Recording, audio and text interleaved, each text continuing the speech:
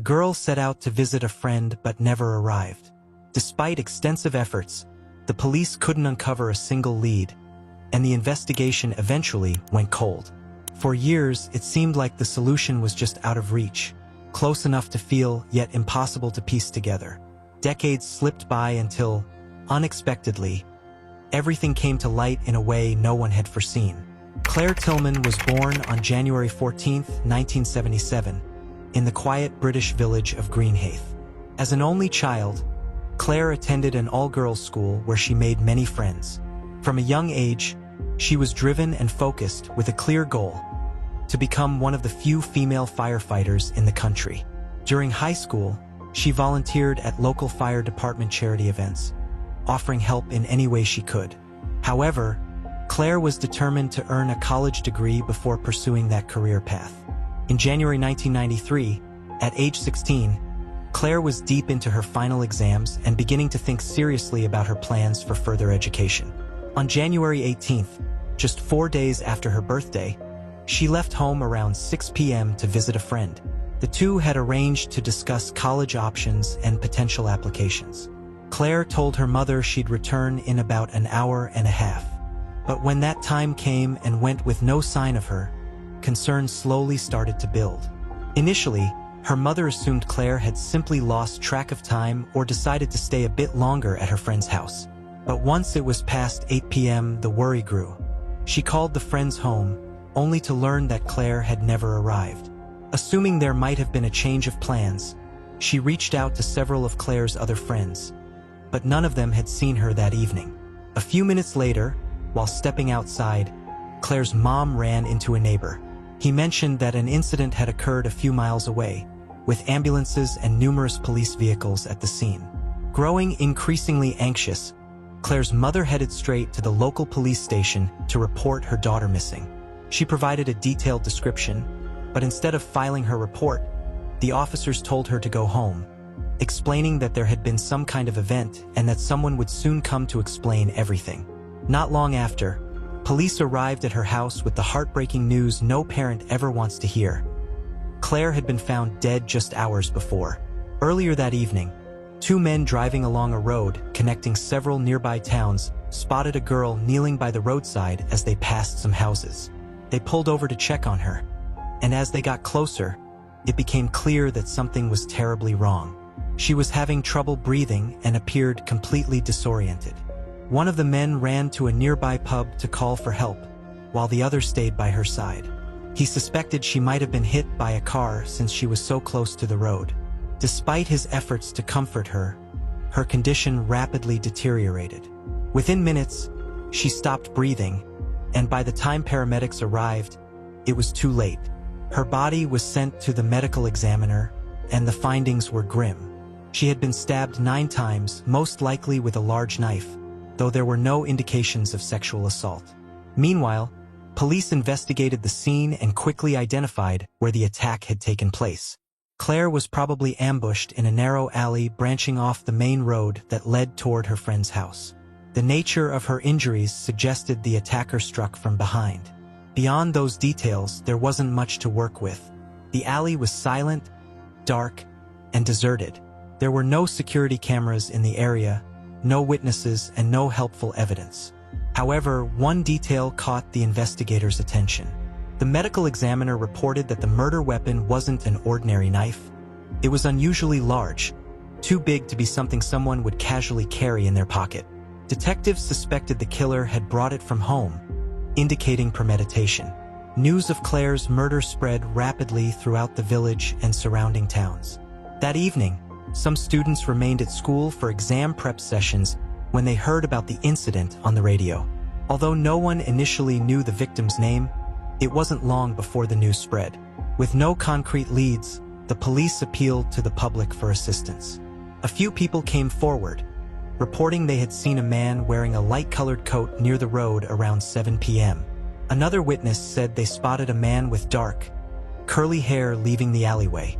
Despite the close-knit nature of the community where most residents knew each other, no one could positively identify either individual. Given the brutal nature of the attack, detectives considered that the killer might have known Claire personally and had a motive tied to her. However, there was a darker possibility. This might not have been an isolated incident. They feared they could be facing a serial offender. Back in December 1988, 4 years before Claire's murder, a 27-year-old woman had been attacked by an unknown assailant while walking home from work. Armed with a gun and a knife, the attacker kidnapped the woman and drove her out of town, where he attempted to assault her. He then stabbed her 5 times and left her there, apparently believing she was dead. Miraculously, she survived. Despite her severe injuries and the freezing temperatures, she managed to crawl to a nearby road, where a group of workers eventually found her.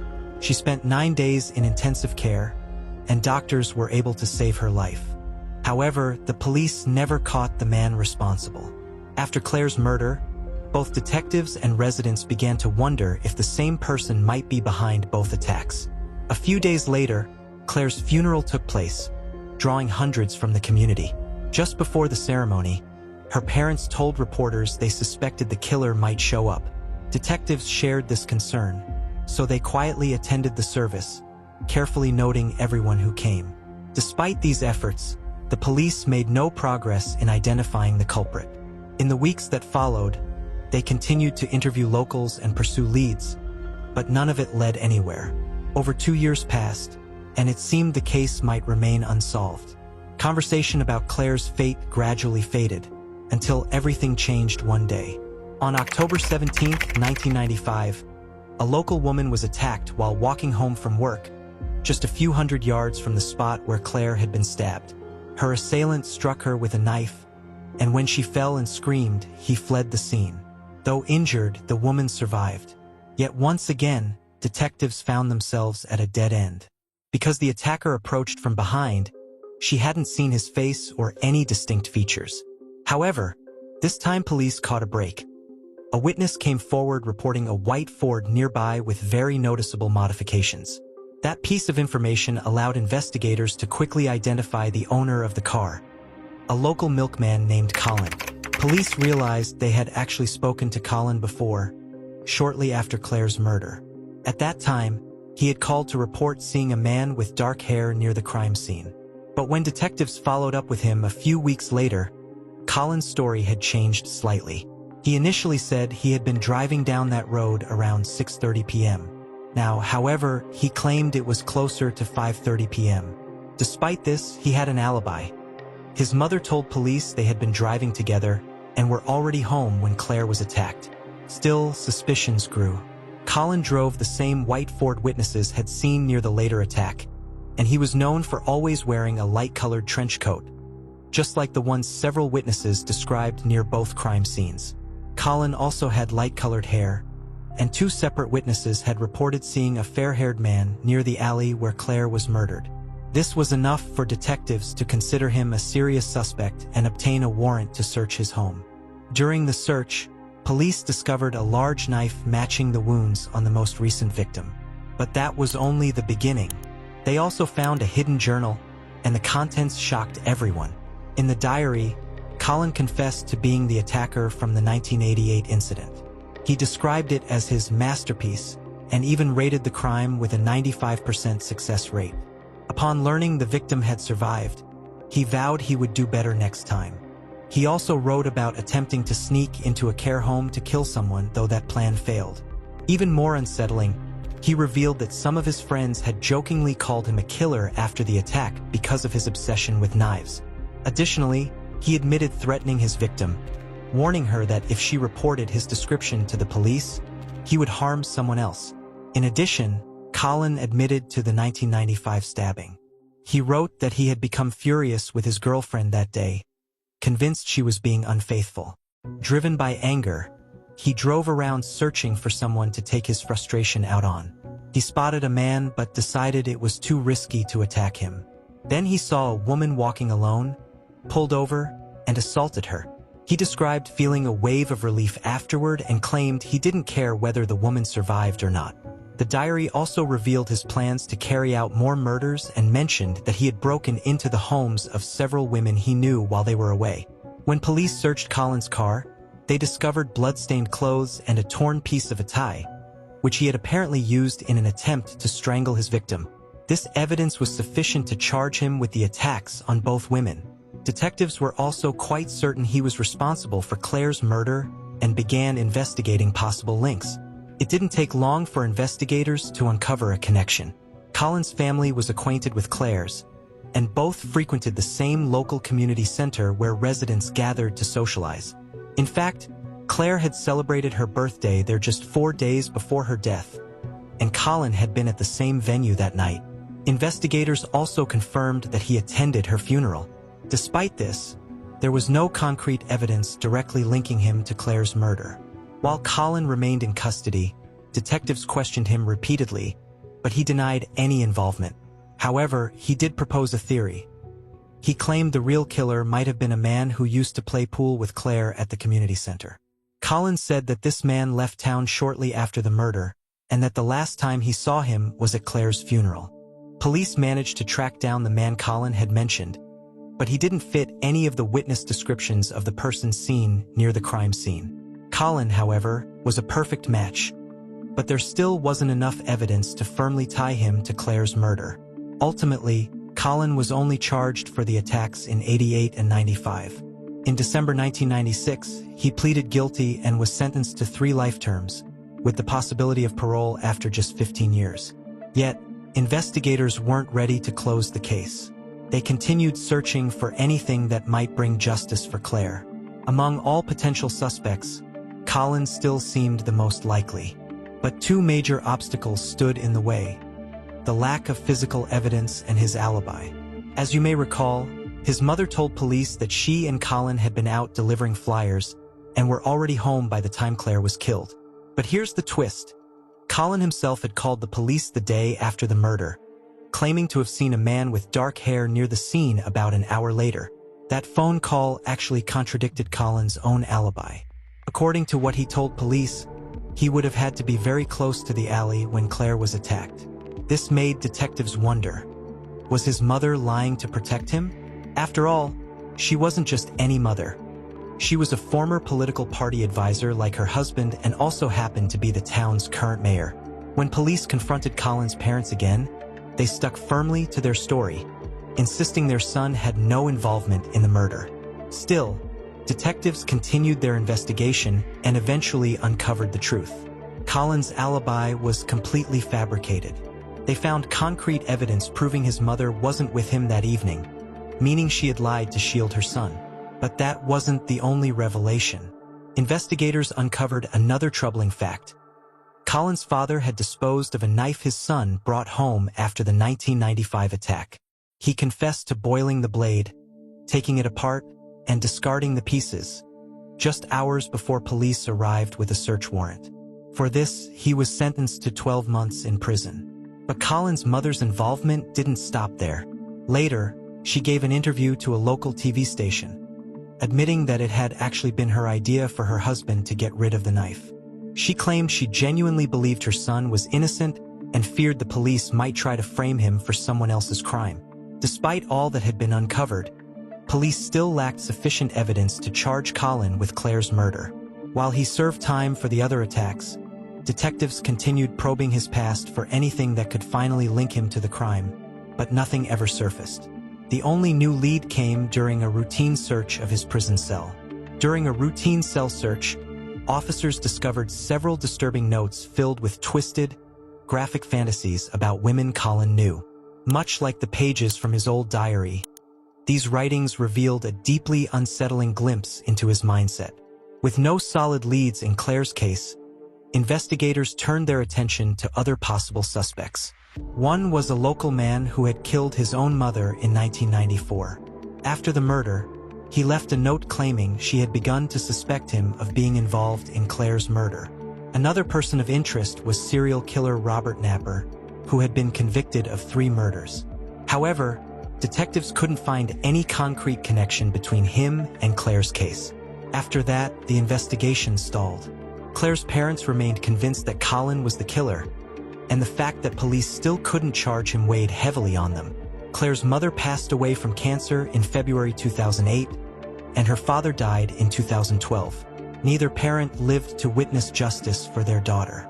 Then, in 2013, the case resurfaced in the public eye when detectives renewed their efforts to catch the killer. They issued another appeal for information from the community, and even the Prime Minister publicly supported their campaign.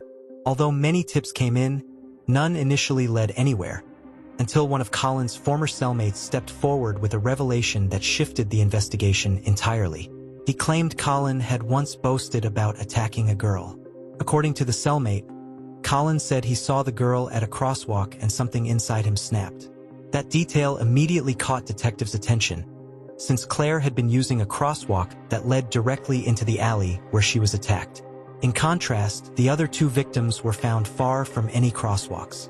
This clue strongly implied that Colin was referring either to Claire or possibly another victim unknown to police. Still, detectives doubted there were additional victims, as no similar unsolved cases had been reported in the area. After interviewing Colin's former cellmate, police obtained another search warrant and revisited his home, hoping to uncover new evidence. While they didn't find anything groundbreaking, one item caught their eye: a newspaper clipping about Claire's murder, published a year after the crime. Although this wasn't sufficient proof of guilt on its own, detectives decided it was time to lay all their evidence on the table and push for a trial. By this point, a new law had taken effect in the UK. This law allowed prosecutors to introduce a suspect's prior convictions in court, a potential game-changer for Claire's case. Colin was already serving time for 2 violent assaults, both closely resembling Claire's murder and occurring just miles from where she was killed. Now, alongside that, investigators had the testimony of his former cellmate and concrete evidence that Colin's alibi had been fabricated.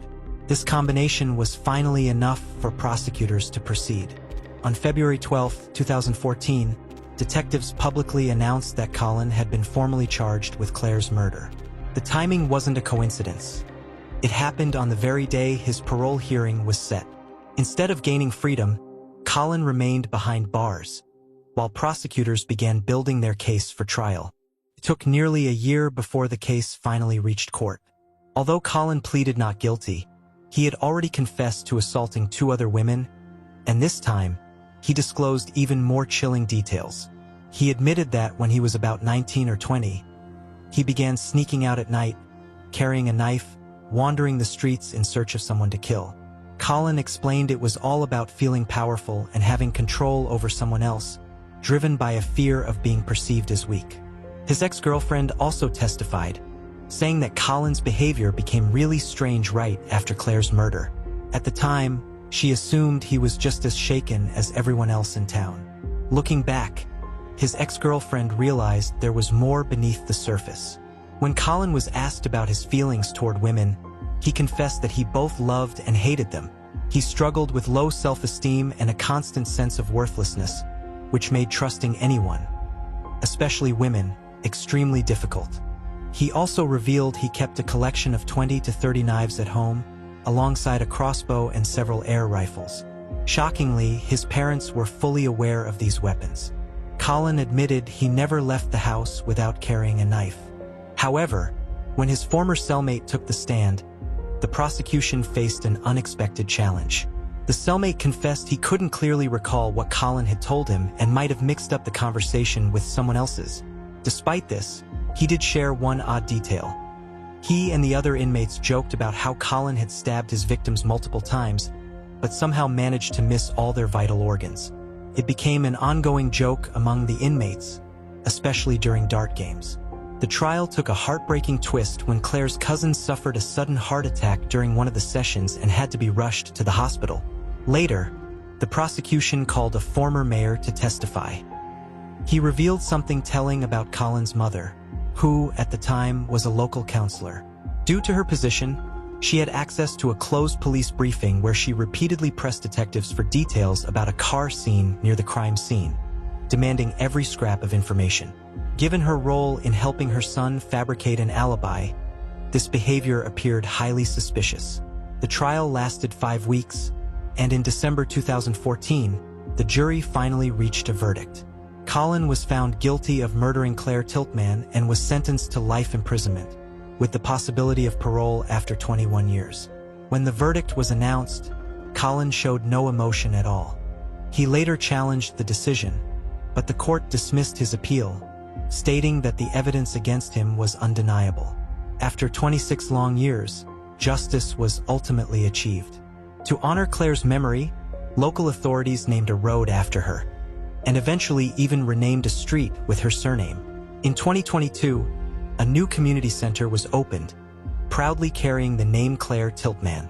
If you found this case fascinating, don't forget to like the video and subscribe to the channel. We post crime case videos every night. Until next time, stay sharp, stay vigilant.